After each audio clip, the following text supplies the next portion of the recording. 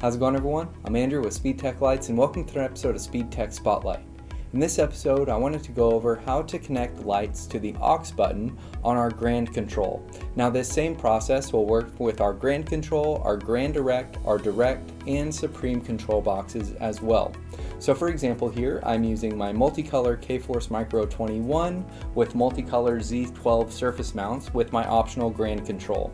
Now on my Grand Control, I have my power button, which will activate my light bar, and then I have my pattern button here, which I go ahead and cycle to a pattern I'd like, and then this unit does have memory recall, so you can shut your light bar off and back on, and it will remember the last pattern it was on. And then you have your TD button here, and that will activate your two alley lights. Now, since this is a multicolor unit, you'll notice my alley lights go to steady burn clear because the secondary color in my light bar here is clear. And again, this is a multicolor red clear unit. And then here I have my AUX button. Now, for example, I went ahead and hooked up MultiColor Z-12 Surface Mounts here, which I went ahead and pre-programmed, and then I ran the power cables to the power line of my AUX cables here coming off of the cable harness from my light bar.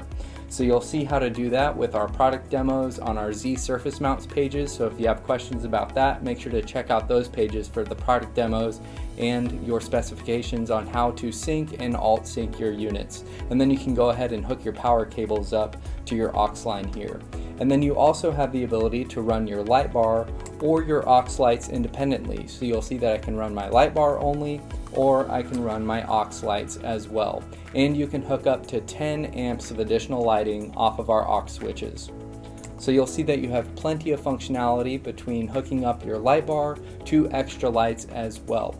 If you have any questions, feel free to contact us and we'll talk to you soon. Thanks.